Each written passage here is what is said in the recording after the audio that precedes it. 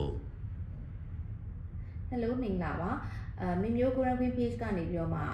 ကြိုဆိုလိုက်ပါတယ်ဆိုတော့ကျွန်မကိုမေးထားတယ်ပေါ့နော်အရောင်းဝယ်သမားတွေတော်တော်များများလာမေးထားကြတယ်ကြောက်ရောင်းတဲ့နေရာမှာ confidence ရှိအောင်ဘယ်လိုရောင်းရမလဲပေါ့နော်ဆိုတော့ဒီမေးခွန်းလေးကိုပြန်ပြီးတော့ဖြေပေးပါမယ်ဆိုတော့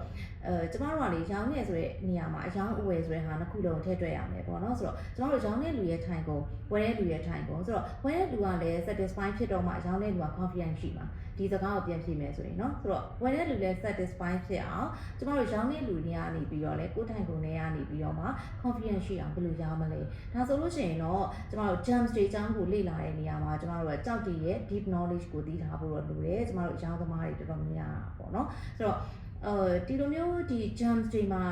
ကြောက်တပွင့်နဲ့တပွင့်ပေါ့နော်ဆိုတော့ဒီ gemology ကိုလေ့လာတဲ့နေရာမှာတော့ကြောက်တပွင့်မှာရှိနေတဲ့ qualify ဖြစ်မှုကနောက်ထပ်ကြောက်တပွင့်မှာလုံးဝမရှိနိုင်ဘူးဆိုတဲ့ဟာကိုကျွန်တော်တို့သိထားရမယ်နောက်တစ်ခုကကျတော့ကြောက်တွေကိုကျွန်တော်တို့ကဒီလိုမျိုးပြောနိုင်ဖို့အတွက် confidence ရှိရောင်းနိုင်ဖို့အတွက်ဆိုရင်အဓိကသိရမှာ grading နဲ့ pricing နဲ့ဆိုတော့ကျွန်တော်တို့က grading ကိုသိရမယ်ဆိုတော့ကြောက်တွေမှာဆိုရင် grading ကိုကျွန်တော်တို့က value ပေးတော့မယ်ကြောက်တွေကို value ပေးတော့မှာဖြစ်တယ်လို့ grading ကဘာလဲဆိုတော့ 6C ကိုသိရမယ် 6C ဆိုတာကျတော့ကျွန်မရဲ့ဒီသင်ခန်းစာတွေထဲမှာprogram တွေထဲမှာထည့်ထားပေးပြီးသားပါ diamond မှာဖြတ်တဲ့ 4C plus နောက်ထပ် 2C ကိုကျွန်တော်တို့ပြန်ကြည့်ရဲ့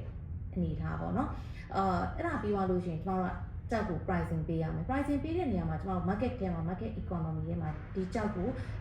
ဘယ်လိုအရေးသေးရှိတဲ့ကြောက်ဆိုလို့ရှိရင်ဘယ်လိုဈေးနဲ့ရောင်းလဲပေါ့နော်ဆိုတော့ဒီဟာလေးတွေကိုကျွန်တော်တို့ကောင်းကောင်းသိထားရဲဆိုလို့ရှိရင်တော့ pricing and trading ကိုကျွန်တော်တို့ကောင်းကောင်းသိထားရဲဆိုလို့ရှိရင်ကျွန်တော်တို့အယောင်သမားတွေရဲ့ထိုင်ပေါ်ကနေပြီးတော့မှ confidence ရှိရောင်းနိုင်မယ်ဝယ်တဲ့လူတွေကိုလည်းကျွန်တော်တို့ satisfy ဖြစ်အောင်လို့ကျွန်တော်တို့ဘက်ကနေပြီးတော့မှကြောက်အကြောင်း deep knowledge နဲ့ပြောနိုင်မယ်ရှင်းပြနိုင်မယ်ပေါ့နော်ဒါဆိုလို့ရှိရင်တော့နှစ်ဦးနှစ်ဖက်နဲ့ win-win situation နဲ့အဆင်ပြေသွားမှာဖြစ်ပါတယ်